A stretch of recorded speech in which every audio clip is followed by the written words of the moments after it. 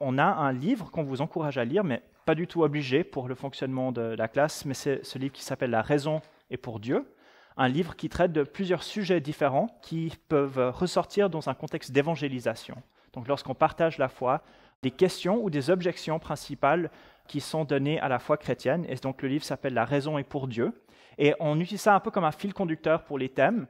Certaines des classes vont suivre le livre pas mal, aujourd'hui on va aller un peu dans ce sens, d'autres classes un peu moins, mais c'est quand même quelque chose qui, à mon avis, peut enrichir votre apprentissage dans la classe.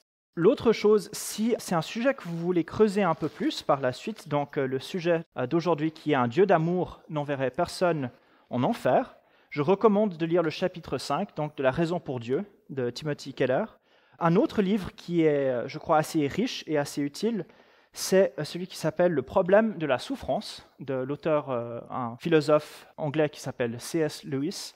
Et il traite dans un sens plus large du problème du mal dans le monde et pourquoi est-ce qu'on peut avoir un Dieu d'amour et le mal qui coexistent dans ce monde et qu'est-ce que cela veut dire. Mais au chapitre 8, il va traiter, dans le contexte du problème du mal, de cette question de l'enfer et de la justice de Dieu et de l'amour de Dieu. Et donc, il traite bien le sujet, à mon avis, et c'est quelque chose qui aussi vaut la peine d'être lu, si vous avez la possibilité. Donc, si jamais vous voulez l'emprunter, et sinon, on le trouve encore en librairie chrétienne. La dernière chose, si vous avez envie de creuser le sujet dans la Bible, et ça, c'est quelque chose que je vous encourage à faire, et vous ne savez pas vraiment où commencer, j'ai une liste de passages bibliques déjà imprimés en PDF. J'ai fait en 3 versions, comme ça vous pouvez aussi comparer. Et il y a environ 80 passages différents qui traitent soit de la question du jugement de Dieu, de l'enfer et de la volonté de Dieu pour notre salut. Et si ça c'est quelque chose qui vous intéresse, venez me voir et je vous envoie ça par mail. On n'aura pas le temps de tout voir. Je n'ai pas envie non plus que vous me croyiez sur parole pour tout ce que je dis. Donc si vous avez envie de creuser des Écritures, mais vous voulez un peu un tremplin pour commencer, ça je vous l'offre volontiers, c'est ce que j'ai utilisé pour me préparer ce matin. On commence simplement en présentant cette question, une question qui peut revenir dans un contexte où nous parlons de l'Évangile et du salut. Une des choses que nous pouvons poser la question, sauver de quoi? Et nous trouvons dans les Écritures l'enseignement au sujet non seulement du jugement de Dieu, mais de la condamnation éternelle. Et une des réactions qui peut venir très rapidement, c'est comment est-ce qu'on peut parler d'un Dieu d'amour, d'un Dieu de pardon et de grâce, et à la fois parler d'une condamnation éternelle qui vienne de la part de Dieu. Pour préparer nos sujets des 8 classes de ce semestre, on a fait une liste des sujets, on a envoyé aux enseignants, et j'étais le dernier à choisir les sujets. Donc devinez qui s'est collé l'enfer pour les classes. Dans son livre Keller, il dit ceci: « Dans notre culture, le jugement divin est l'une des doctrines les plus choquantes du christianisme. » Et justement, le livre de Lewis il dit ceci au sujet de l'enfer, une fois de plus. « Ce dogme est l'un des principaux motifs pour lesquels le christianisme est accusé de barbarie et la bonté de Dieu est contestée. » Et à mon avis, il n'est pas facile de parler de la question de l'enfer, même dans le contexte de l'Église et en parlant à d'autres chrétiens. Et je crois que c'est encore plus difficile de le faire avec des non-chrétiens qui sont formatés, depuis leur jeune âge, de rejeter toute notion de jugement et de condamnation, et de voir cela comme étant complètement opposé à l'amour. J'aimerais rappeler que notre but dans ces conversations, ce n'est pas de rendre l'enseignement biblique au sujet de l'enfer populaire ou attrayant, ou même désirable. Notre but est de montrer que l'enfer fait partie de l'enseignement de Jésus, qu'elle est morale, c'est-à-dire elle n'est pas contraire à ce qui est bon, et qu'elle correspond à un Dieu d'amour et de justice, et qu'elle correspond aussi à la vérité.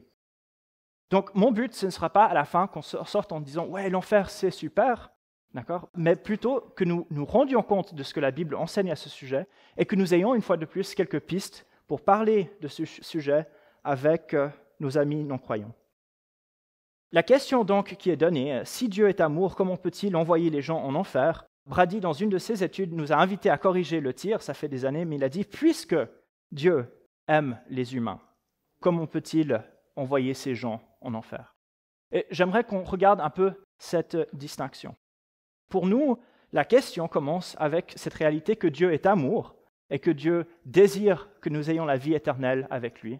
Alors pourquoi l'enfer peut-elle exister? Pour nous, en tant que chrétiens, peut-être une des solutions de facilité, dont l'évangélisation ou dans la vie de tous les jours serait simplement de se passer de cet enseignement. Bon, pourquoi ne peut-on pas affirmer cela aujourd'hui? Et la raison, très simplement, c'est parce que Jésus lui-même ne nous le permet pas. Juste quelques passages ici, et il y en a plus, mais Jésus parle de la condamnation de Dieu et du jugement lorsqu'il enseigne ses disciples. Dans Matthieu 10, verset 28, il dit ceci: « Ne craignez pas ceux qui tuent le corps et qui ne peuvent tuer l'âme. Craignez plutôt celui qui peut faire périr l'âme et le corps dans la géhenne. » Et ici, la personne qui peut tuer l'âme et jeter dans la géhenne, ça c'est pas le diable, mais c'est Dieu lui-même. Donc Jésus dit: « Ne craignez pas ceux qui tuent le corps et qui ne peuvent tuer l'âme. Craignez plutôt celui qui peut faire périr l'âme et le corps dans la géhenne. » Dans Marc 9, les versets 47 à 48, il enseigne ceci: « Si ton œil est pour toi une occasion de chute, arrache-le. Mieux vaut pour toi entrer borgne dans le royaume de Dieu que d'avoir les deux yeux et d'être jeté dans la géhenne, où leur ver ne meurt pas et où le feu ne s'éteint pas. » Et dans la parabole ou l'image du jugement dernier avec les brebis et les boucs, ça c'est dans Matthieu 25, peut-être relire tout le chapitre une fois, la conclusion est celle-ci: « Et ceux-ci iront au châtiment éternel, mais les justes à la vie éternelle. » Et ici, nous n'avons qu'une sélection, mais à plusieurs reprises, Jésus avertit et Jésus enseigne qu'il y aura un jugement qui vient de Dieu, un jugement définitif qui séparera ceux qui sont sauvés de ceux qui sont perdus. Et donc, vu que Jésus l'enseigne, nous avons une responsabilité en tant que ses disciples de faire face à cet enseignement et de ne pas l'ignorer. Mais nous pouvons quand même avoir quelques pistes pour l'aborder. Nous devons commencer, et ça c'est le point 3, en définissant ce qu'est l'enfer. On se trompe si on a en tête des petits diablotins qui, sous l'autorité de Satan, sont en train de s'amuser à torturer des âmes humaines pour l'éternité, un peu comme l'enfer de Dante. C'est certain que la Bible enseigne que l'enfer est un endroit, dans le sens spirituel, de souffrance. Mais lorsque Jésus utilise des images comme par exemple la flamme qui ne s'éteint pas ou le ver qui ne meurt pas, comme nous venons de lire, cela n'est pas en train de décrire une torture physique, mais plutôt d'essayer de décrire ou nous donner une idée de la souffrance qui vient d'une séparation éternelle d'avec Dieu. En fait, Jésus est en train de dépeindre une scène terrible, mais pas littérale, d'accord, de nouveau, ce n'est pas des diablotins qui brûlent des gens, mais qui veut décrire cette séparation d'avec Dieu. Le passage qui est une description, on va dire, la plus littérale de l'enfer se trouve probablement dans 2 Thessaloniciens, chapitre 1, le verset 9. Et en parlant de ceux qui persécutent les croyants et qui refusent de mettre leur confiance en Jésus, Paul dit ceci: « Ils auront pour juste châtiment une ruine éternelle, loin de la face du Seigneur et de la gloire de sa force. » Ici, nous avons 2 idées. La première, c'est l'idée d'une ruine éternelle qui décrit un état de corruption perpétuelle. L'idée, c'est qu'il n'y a pas de possibilité de guérir ou de sortir de cet état. C'est une corruption définitive. On ne peut pas se dire, bon, demain, je m'améliorerai, demain, ça ira mieux. Et il n'y a pas de guérison pour la deuxième raison, et le deuxième élément important, c'est parce qu'il n'y a pas de Dieu. Il y a une séparation de la présence de Dieu. Or, sans la présence de Dieu, il n'y a pas de rédemption, il n'y a pas de transformation de vie ou de changement. Toute espérance pour une amélioration de l'état disparaît à cause de l'absence de Dieu. Donc, 2 idées. Un, c'est une corruption éternelle et perpétuelle, ou irréversible, on pourrait dire. Mais la deuxième, et ça c'est le plus important, c'est une séparation d'avec Dieu. Et donc, ce que Jésus enseignait, et les apôtres par la suite ont souligné, c'est qu'en refusant Dieu révélé en Jésus, en se séparant de lui par nos péchés et par notre incrédulité, on se coupe de la source de toute vie. On se coupe de la source de tout bien. Et une fois coupé de celui qui est la source du bien et de la vie, cela nous condamne à rester dans notre propre corruption. Une fois coupé de celui qui est la source du bien, nous sommes condamnés à rester dans notre propre corruption. Parce que nous ne pouvons pas nous en tirer nous-mêmes. Différentes images sont donc utilisées dans le Nouveau Testament pour parler de cet état de condamnation ou de corruption éternelle. Jésus, son mot préféré, c'était la géhenne, qui probablement vient du terme en araméen pour la vallée de Hinnom, qui est une vallée en dessous de Jérusalem. Et c'était une vallée qui premièrement était connue dans l'Ancien Testament comme la vallée où on brûlait les enfants vifs comme sacrifice aux dieux païens. Et plus tard, c'était devenu aussi apparemment une décharge publique, un lieu où on brûlait les ordures dont on voulait se débarrasser. Et Jésus donc utilise cette image du grand dépôt, cet incinérateur des ordures, pour montrer ce qui est rejeté, ce qui est contraire à Dieu et ce qui est détruit et consumé. L'Apocalypse, au chapitre 20 et 21, utilise l'expression « l'étang de feu » et aussi la seconde mort. Et Jésus et les autres, donc, ils ont utilisé des illustrations tirées de la vie courante pour parler de l'enfer. Et ces scènes sont censées faire redouter l'avenir de ceux qui rejettent Dieu. Avec cette image donc d'une poubelle où c'est les flammes et les vers qui dévorent, l'image d'une seconde mort, l'image d'une corruption éternelle et de souffrance. Mais de nouveau, ces choses servent à décrire la réalité qui vient du fait que l'enfer, c'est la séparation d'avec Dieu. Ça, c'est l'événement, la réalité qui est derrière l'enfer. Dans Matthieu 7, 23, Jésus décrit le jugement, et c'est à la fin du sermon sur la montagne. Ce sermon qui parle, entre autres, d'aimer ses ennemis, de ne pas juger et toutes ces choses. Mais voici ce que Dieu réserve à la fin. C'est Jésus qui parle. Donc Matthieu 7, verset 23. « Alors je leur déclarerai, je ne vous ai jamais connus, retirez-vous de moi, vous qui commettez l'iniquité. » Et une fois de plus, donc, le jugement final et définitif, ce n'est pas l'idée d'une torture méchante ou mesquine de la part de Dieu ou du diable et de ses démons. Mais c'est une réalité bien plus terrible lorsque nous y réfléchissons, parce que c'est la séparation définitive de Dieu. Nous croyons, et Jésus affirme, que Dieu est la source de toute joie, de tout amour, de tout bonheur, de toute bonté, de toute paix, de toute joie qui puisse exister. Qu'aucune de ces choses ne peut exister en dehors de la présence de Dieu. Rien de cela ne peut exister sans lui.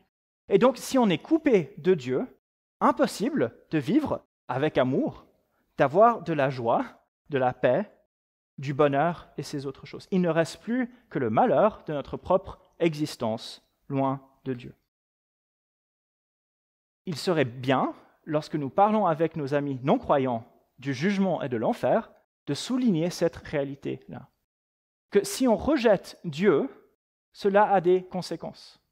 Et que le fait d'être coupé de Dieu, c'est cela qui cause toutes les souffrances et les peines. Ce n'est pas Dieu qui est là en train de faire mal aux âmes pour l'éternité, mais plutôt les âmes coupées de Dieu qui perdent toute possibilité de vivre dans le bien, dans le bonheur et dans la joie.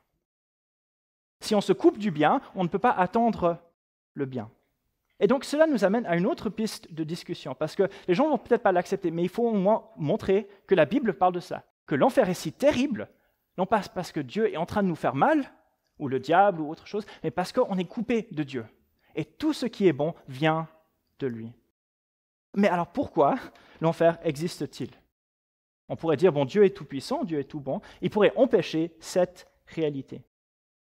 Dans son livre « Les fondements du christianisme », Lewis dit qu'il faut éviter le christianisme simpliste. Il dit souvent les réponses sont compliquées parce que la réalité est compliquée. Une jambe, c'est quelque chose de très très compliqué lorsqu'on commence à le regarder. Et toutes les raisons du plan de Dieu et pourquoi il a fait chaque chose, c'est assez compliqué. Donc juste deux idées sans prétendre que nous répondons à toutes les questions, toutes les complexités ici. Mais la première chose sur laquelle nous devons insister, c'est qu'un Dieu d'amour doit rétablir la justice dans le monde. Si Dieu est un Dieu d'amour, il doit rétablir la justice. Et peut-être que dans l'ordre des classes, on a pris les choses un peu à l'envers, et on aurait dû commencer avec la classe. Pourquoi Dieu permet-il le mal? Parce que vous savez, une des réponses à ce problème du mal dans le monde, c'est le jugement dernier. Donc, ce qu'on est en train de voir aujourd'hui. Mais bon, on fait l'ordre qu'on a, donc on va assumer et continuer.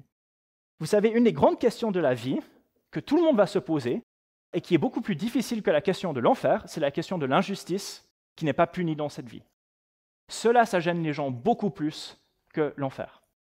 Et cela devrait nous gêner, le fait que Dieu permette le mal. Les psaumes, on parle très souvent, mais le psaume 74 ou 74, verset 10 dit ceci: « Jusqu'à quand, ô Dieu, l'oppresseur déshonorera-t-il, l'ennemi méprisera-t-il sans cesse ton nom? Et le psalmiste pose cette question, malgré sa foi en Dieu, il dit, mais où es-tu? Pourquoi le mal subsiste-t-il? Dans son cours Le dessein de Dieu, Max Donner dit ceci, si on additionne tous les crimes restés impunis et tous les torts non redressés à travers les siècles, la question de l'injustice ne paraît que plus grave. Justice sera-t-elle faite un jour, ou bien la mort exclut-elle cette possibilité? Nous entendons souvent que Dieu ne peut pas être amour ou juste s'il permet le mal ou laisse le mal impuni. Mais Dieu nous promet que cela ne sera pas l'état final des choses. Dieu retarde son jugement, actuellement et très souvent dans l'histoire, mais il promet qu'un jour, tout mal sera redressé. Et l'avenir des coupables et des innocents ne sera pas pareil. Dieu promet de rétablir la justice un jour. Et donc dans Actes, chapitre 17, verset 31, lorsque Paul prêche aux Athéniens, il dit ceci, parce que Dieu a fixé un jour où il va juger le monde selon la justice. Et ça c'est important, ce n'est pas selon son caprice, mais selon la justice. Nous vivons tous, lorsque nous sommes confrontés au mal et à l'injustice, avec un besoin que justice soit faite. Nous ne sommes pas doués pour accomplir cette justice par nos propres moyens, mais nous avons ce désir que justice soit faite. Et il n'est pas normal qu'une personne qui passe toute sa vie en opprimant les faibles, en abusant des pauvres, en mentant et en trichant, puisse vivre une vie longue, confortable, sans une conscience qui l'accuse, et mourir dans le confort, alors ceux qui sont opprimés et qui appellent à Dieu pour la délivrance ne voient rien. Cela n'est pas normal. Mais si la mort, c'est la fin, ou si on va tous au ciel, et il n'y a pas de jugement, ça c'est l'injustice de Dieu. Et cette injustice trahit un manque d'amour de Dieu. Parce que les faibles sont opprimés, on abuse d'eux, et Dieu ne fait rien. Il ne s'offusque pas que les innocents soient attaqués. Cela ne le dérange pas, s'il n'y a pas de jugement, bien entendu. Cela ne le dérange pas que les innocents souffrent et qu'il n'y ait aucune conséquence. Cela n'est pas compatible avec l'amour. L'amour n'est pas indifférent et l'amour n'est pas passif. Vous le savez, l'amour s'insurge lorsque ceux qui sont aimés sont abusés, maltraités et détruits par les injustes. On est capable de supporter un peu d'injustice pour nous-mêmes, mais quelqu'un maltraite nos parents, ou nos frères, ou nos sœurs, ou maltraite notre époux, ou notre épouse, ou nos enfants, alors là nous disons quelque chose doit être fait. Justice doit être rendue. Et cela n'est pas motivé par notre caprice ou notre haine, mais par notre amour pour ceux qui souffrent. Bon, cette réalité est vraie pour Dieu aussi. Et donc, l'auteur irlandais Jim McGuigan dit dans son commentaire sur l'Apocalypse ceci. « Proclamez-le bien haut. Justice sera faite. Un jour viendra où toute iniquité commise sur la terre recevra sa juste rétribution. Les coupables paieront. Alors tous ceux qui ont été volés, trompés, violés, exploités, intimidés et poussés aux abois, toutes les victimes regarderont les méchants et les coupables comparaître devant le tribunal de Dieu. » Je crois sincèrement qu'une des raisons que notre culture a tellement de difficultés avec la doctrine de l'enfer, c'est parce que nous subissons très peu d'injustice. Et vous savez, à travers l'histoire, la doctrine de l'enfer n'était pas difficile pour la plupart des peuples. Et même aujourd'hui, c'est un enseignement qui n'est pas particulièrement difficile pour les non-occidentaux. C'est un problème particulier à nous, et je crois que la raison, c'est parce que nous ne subissons pas beaucoup d'injustice. Et nous ne comprenons pas ce besoin que Dieu rétablisse la justice, et ce lien entre la justice et l'amour. Mais pour ceux qui sont en train de souffrir et d'être persécutés, pour ceux qui voient le mal triompher jour après jour dans leur société et dans leur vie, leur question n'est pas pourquoi est-ce que Dieu juge un jour. Leur question c'est Dieu, pourquoi est-ce que tu attends? Pourquoi est-ce que tu attends? Comment aborder cela avec nos amis non-croyants? Une des questions c'est que font-ils de ce besoin de justice? S'ils croient en un Dieu d'amour qui ne juge pas, comment répondre à ce problème de l'injustice dans le monde? Est-ce que Dieu peut être amour s'il est indifférent? Et s'ils croient que tout est effacé par la mort, qu'on finit notre vie dans un certain degré de confort psychologique et physique, et ce qu'on a fait pour y arriver dans notre vie ne change rien, si on a abusé des gens, si on a été honnête, si ça c'est tout ce qui est notre vie, c'est une vision du monde et de la vie désespérante, n'est-ce pas? Nous disons la justice n'existe pas, ce n'est qu'une illusion qui ne correspond à aucune réalité. Autant profiter de la situation, autant maltraiter les autres si tout ce qui compte, c'est comment nous terminons notre vie. Mais l'enseignement de la Bible, c'est que Dieu va un jour détruire le péché, le mal et la mort. Et si Dieu ne le faisait pas, il ne serait pas digne d'être adoré. Comme McGuigan dit, on pourrait craindre un Dieu qui ne juge pas, mais on ne pourrait pas l'aimer et l'adorer, parce qu'il tolère le mal. Par contre, Dieu désire détruire le péché sans détruire le pécheur. Et ça, c'est le deuxième point dont il faut parler, au sujet des raisons du jugement. Dieu désire détruire les péchés sans détruire le pécheur avec. Et là, donc, nous avons une responsabilité. Et donc, pourquoi y a-t-il un jugement? Un, parce que justice doit être faite si Dieu est un Dieu d'amour. Mais l'autre raison, c'est parce que Dieu nous dit qu'il respecte notre choix.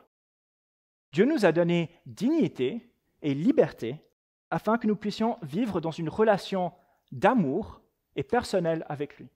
Les automates ne peuvent pas aimer. Un automate, une machine, ne peut pas avoir de sentiments, ne peut pas aimer, ne peut pas choisir. Mais Dieu ne nous a pas créés en tant qu'automates obligés de lui obéir, de l'aimer et de lui dire oui.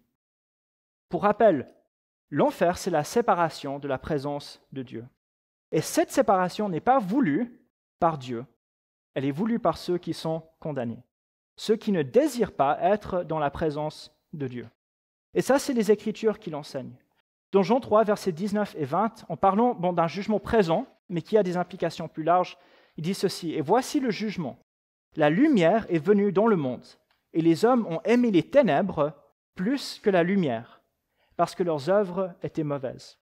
Car quiconque fait le mal a de la haine pour la lumière, et ne vient pas à la lumière, de peur que ses œuvres ne soient réprouvées. » Dans notre vie maintenant, tous profitent et récoltent les bénédictions de Dieu, même si on rejette Dieu lui-même.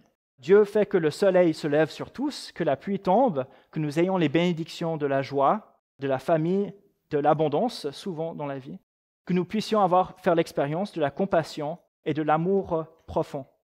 Et la raison pour cela, c'est parce que Dieu est à l'œuvre dans ce monde. Dieu ne nous permet pas de le rejeter entièrement. Mais Dieu dit qu'un jour, il va nous laisser le rejeter une fois pour toutes, dans ce jour où Dieu va détruire le péché. Dieu arrêtera de s'imposer à nous.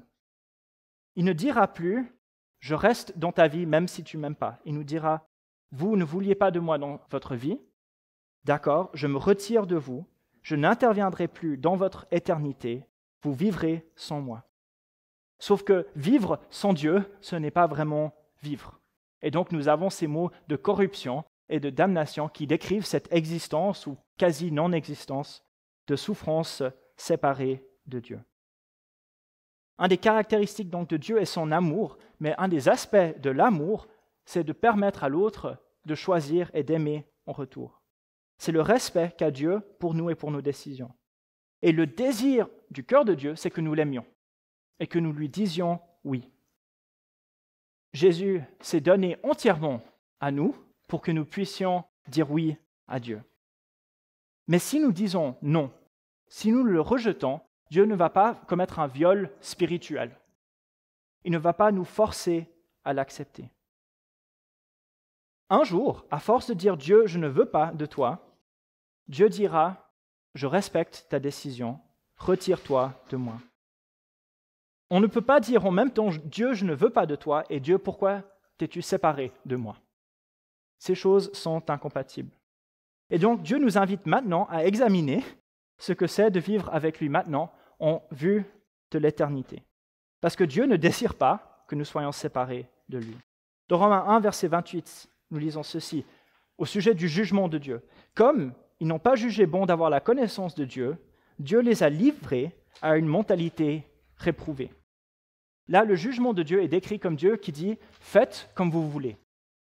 Je vous livre à vous-même. » Et l'enfer, c'est cela sur un plan éternel. Mais la volonté de Dieu, ce n'est pas cela. Dans Matthieu 23, verset 37, Jésus dit ceci, « Jérusalem, Jérusalem, qui tue les prophètes et qui lapide ceux qui te sont envoyés.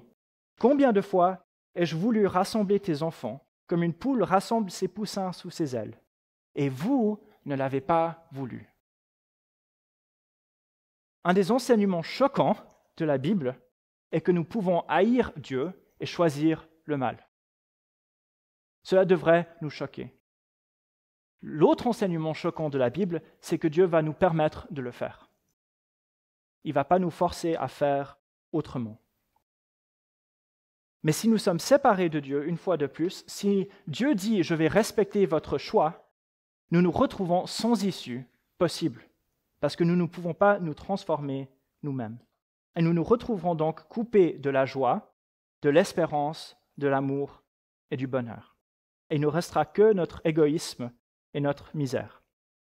Je ne sais pas si au lycée, gymnase, collège, je ne sais pas comment vous l'appelez, mais vous avez dû lire Huis clos de Sartre. C'est ces trois personnes qui, après leur mort, se retrouvent enfermées dans une salle d'attente et commencent à discuter. Et à la fin de la pièce, qui est en huis clos, donc ils sont les trois enfermés, ils se rendent compte qu'ils sont en enfer et qu'ils vont passer l'éternité les trois ensemble. Et voici ce que dit le personnage principal.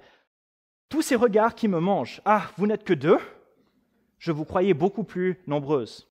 Alors c'est ça l'enfer, je n'aurais jamais cru. Vous vous rappelez le soufre, le bûcher, le grill. Ah, quelle plaisanterie, pas besoin d'un grill. L'enfer, c'est les autres. » Bon, Sartre s'est trompé, mais il était presque là. L'enfer, c'est nous-mêmes, livrés à nous-mêmes sans Dieu. Pas besoin des autres pour cela. Louis le décrit comme un égoïsme entièrement refermé sur soi-même, misérable et sans espérance. Cela ne signifie pas que nous serons heureux. Dieu nous donne ce qu'on veut, cela ne veut pas dire qu'on est heureux. Pas plus qu'un toxicomane n'est heureux une fois qu'il ou elle a eu l'occasion de reprendre de la drogue. Mais c'est ce que ceux qui seront condamnés auront choisi librement. Et ceci n'est qu'une analogie.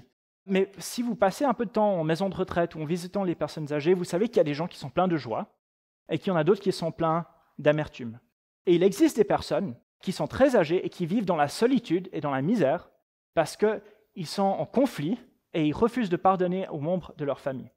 Et donc, ils sont malheureux et ils sont tout seuls. Ceci n'est qu'une analogie, d'accord ? Ce n'est pas une comparaison parfaite, loin de là, de l'enfer. Mais ces personnes-là détestent la solitude et la rancœur dans laquelle ils vivent. Mais ils détestent le pardon pour ceux qui leur ont fait du mal encore plus. Et ils préfèrent vivre dans leur misère que de se réconcilier avec les membres de leur famille. Et donc je parlais avec un aumônier qui avait plus de 20 ans d'expérience, il disait « mon travail, c'est d'amener les gens à la réconciliation avant qu'ils meurent. » Il dit « ça c'est un de mes travaux, une de mes missions principales. » Mais ne nous faisons pas d'illusions. L'être humain est capable de choisir le mal plutôt que le bien, de préférer le mal. Et c'est ce qui se passe, un des aspects de ce qui se passe dans l'enfer. J'aime bien ce que Louis pose comme question à la fin de la discussion au sujet de l'enfer. Il dit, en fin de compte, la réponse à tous ceux que rebute la doctrine de l'enfer est elle-même une question. Que demandez-vous à Dieu de faire ? D'effacer leurs fautes passées et à tout prix de donner une nouvelle chance à ces êtres en aplanissant toute difficulté et en leur offrant toute aide miraculeuse nécessaire ? Mais il l'a fait, sur le calvaire. De leur pardonner, ils ne veulent pas être pardonnés. De les laisser tranquilles, hélas, je crois que c'est ce qu'il fait. Compte tenu donc de ces deux réalités évoquées ci-dessus, du besoin d'un jugement, si Dieu est amour, mais aussi du fait que Dieu va respecter notre décision, j'aimerais quand même mettre en garde contre deux excès qu'on peut faire en parlant de cela, d'accord ? Même si on ne le pense pas, parfois on va le dire. Et c'est deux manières erronées de parler du jugement de Dieu. Dans l'ordre inverse, parce que nous avons une responsabilité qui est pleinement la nôtre face au jugement, parfois on est tenté de dire « Dieu n'envoie personne en enfer » ou « Dieu ne juge personne ». Okay ? Dieu n'est pas un Dieu de jugement. Et j'aime beaucoup cette manière de parler. Le problème, c'est quoi ? C'est que la Bible ne parle pas comme ça de Dieu. Jésus ne parle pas comme ça du jugement dernier. C'est-à-dire, Dieu veut insister qu'il n'est pas passif dans le jugement, qu'il a une décision qu'il prend et qu'il est quand même le juge dans ce jugement dernier, même si c'est un jugement basé sur notre propre choix. Et si nous disons, bon, Dieu ne juge personne, un des problèmes, c'est que nous contredisons les Écritures et nous avons une responsabilité de ne pas le faire. L'autre, c'est les personnes avec qui nous discutons. Bon, ils risquent de lire la Bible et nous dire, bon, ce qu'on m'a dit, ce que je lis, ça ne correspond pas. Soit on est en train de me mentir, soit ces personnes ne croient pas aux Écritures. Dans les deux cas, je vais voir ailleurs. Bon, ce n'est pas la raison principale. La raison principale, c'est que nous voulons être fidèles aux Écritures. Nous devons insister sur notre responsabilité. La Bible le fait. Mais nous n'avons pas le droit de présenter Dieu comme quelqu'un de passif parce que lui-même ne veut pas qu'on le voie ainsi. Et de nouveau, peut-être c'est lié à notre problème de ne pas comprendre l'injustice dans notre culture. Mais l'autre abus de langage est inverse. Et ceci, je l'ai lu en préparant cette étude. Quelqu'un a écrit plutôt, « Dieu pourrait sauver tout le monde, mais il ne le fait pas car il désire manifester sa justice. » Donc, cette personne a dit, « Dieu pourrait sauver tout le monde, mais il ne le fait pas. Okay? Parce qu'il désire manifester sa justice. » Je suis désolé, ça c'est faux aussi. Nous avons raison d'insister sur la justice de Dieu, mais de prétendre que Dieu ne désire pas sauver tout le monde, c'est faux. Les Écritures le contredisent. On a déjà vu Matthieu 23, verset 37, mais j'aimerais qu'on utilise ça comme un tremplin pour une autre piste pour parler avec vos amis. Et c'est le fait que Dieu ne veut pas la condamnation de qui que ce soit.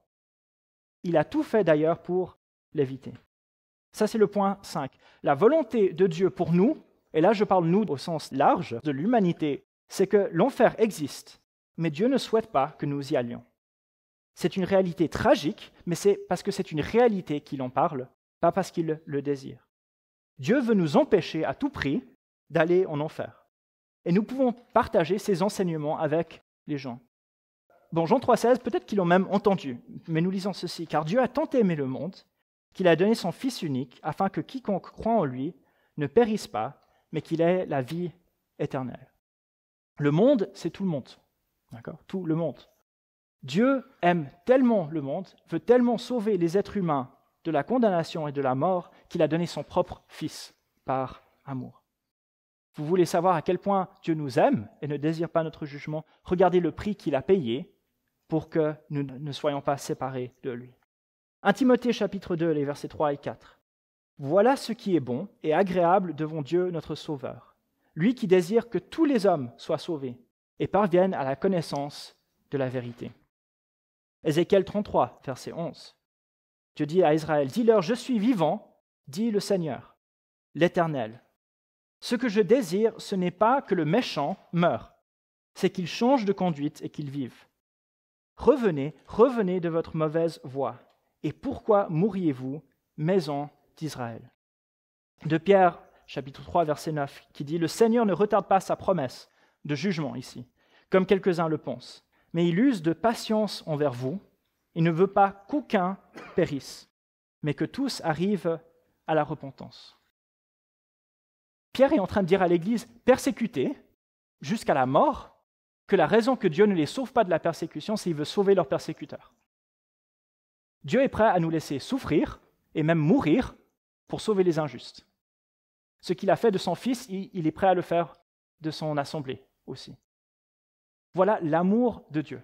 Voilà à quel point Dieu déteste l'enfer, s'il est prêt même à nous laisser mourir pour sauver des injustes de l'enfer. Est-ce que nous avons réfléchi à cela dans notre engagement avec Dieu? La tragédie de l'enfer, c'est que l'enfer n'est pas nécessaire. L'horreur de l'enfer, c'est que l'enfer est contraire à la personne même de Dieu. L'enfer semble si horrible et contraire à la nature de Dieu parce que justement c'est contraire à la nature de Dieu. C'est l'opposé de Dieu, c'est le rejet de Dieu. Mais Dieu ne va pas nous forcer à l'aimer. Et j'aimerais quand même souligner cela sans nous attarder là-dessus. Dans la pratique, on parle en théorie un peu aujourd'hui, ce sera des discussions philosophiques avec les gens. Dans la pratique, les gens ont beaucoup plus de peine avec le pardon que Dieu demande de nous qu'avec son jugement. On est prêt à critiquer le jugement de Dieu jusqu'à ce qu'on soit obligé de pardonner à quelqu'un. Et là, on a vraiment un problème pratique avec Dieu. Et ça, peut-être mentionnez-le à vos amis. Vous savez, dans mon expérience, en parlant avec les non-croyants, ils ont beaucoup plus de peine quand Jésus dit « pardonnez à vos ennemis » que lorsqu'il dit « il y aura un jugement ». Lorsqu'on nous fait du mal, nous avons beaucoup plus de peine à accepter que nous devons les pardonner que d'accepter que Dieu pourra le juger un jour. Mais Dieu nous dit de nous ranger du côté du pardon. Ça, c'est son enseignement pour nous. Et nous avons cette conviction, j'ai juste mis 2 passages ici, c'est que quand le jugement vient, le jugement dernier sera juste. 1 Pierre 1, verset 17. « Et si vous invoquez comme Père celui qui, sans considération de personne, juge chacun selon ses œuvres, conduisez-vous avec crainte pendant le temps de notre séjour sur terre. » Une des promesses de Dieu, c'est que la punition ne sera pas disproportionnée au péché.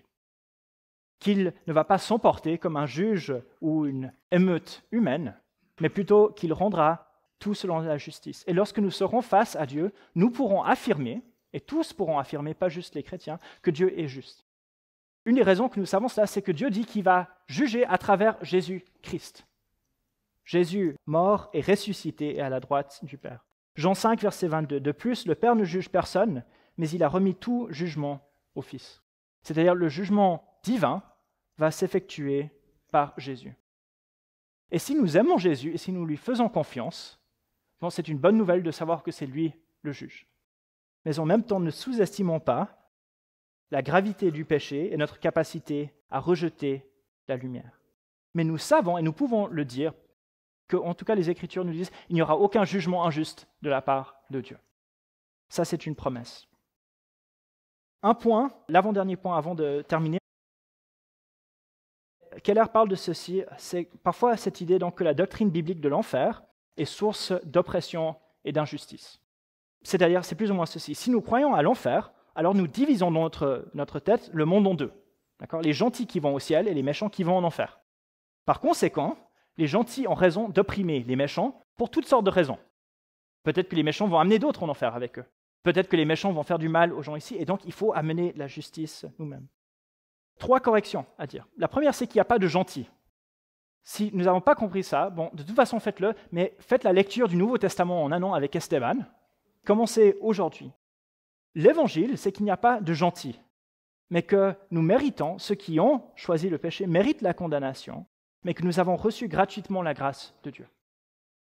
Si nous croyons en l'évangile, nous ne croyons pas que nous sommes du camp des gentils, mais de ceux qui reconnaissent qu'ils sont les méchants. Et donc cela change comment nous voyons les autres aussi. Deuxième chose, c'est que la volonté de Dieu, c'est que personne ne périsse. Ça, c'est notre conviction. Et cela, il faut y tenir tout autant que la croyance dans l'enfer, que Dieu ne désire que personne y aille. Et la vie de quelqu'un qui n'est pas sauvé est donc précieuse, parce que c'est une vie à sauver. Ceux qui croient en Christ, qui ont donné leur vie à lui, leur vie est sauve. On ne peut rien nous faire. Nous sommes invincibles, en fait. Jésus a dit, c'était à Marie et Marthe, celui qui croit en moi vivra, même quand il sera mort. C'est seulement ceux qui désirent donc la condamnation des autres qui vont voir ce monde en séparé en deux et désirer la perdition de ceux qui sont perdus. Et ceux qui le font sont opposés à Dieu, ils sont ennemis de Dieu. Si vous désirez la condamnation de quelqu'un, bon, peut-être émotionnellement vous le sentez, d'accord ? Quelqu'un tue quelqu'un de votre famille, je ne suis pas en train de vous dire il faut se sentir bien à l'égard de cette personne. Mais si nous désirons la destruction de ceux que nous n'aimons pas, nous sommes opposés à la pensée de Dieu. Et donc, il y a cette conviction qui est là. Et la troisième chose, finalement, c'est que dans la Bible, le jugement de Dieu est la base de la non-violence chrétienne. Et ça, on a vu déjà il y a 3 semaines, mais il y aura quelques passages et cette citation de Keller. Il dit « Le désir qu'a l'homme de faire payer leurs crimes aux auteurs des violences est une impulsion presque irrésistible. On ne peut la combattre avec des platitudes telles que « Ne vois-tu pas que la violence ne résoudra rien ?» C'est facile de le dire, mais ce n'est pas facile de le vivre. Et si nous croyons que la mort efface tout, et que ceux qui terminent la vie dans le confort psychologique et matériel ont gagné, alors on va chercher la vengeance et la justice nous-mêmes. Mais voici ce que nous disent les Écritures. 2 passages dans Romains.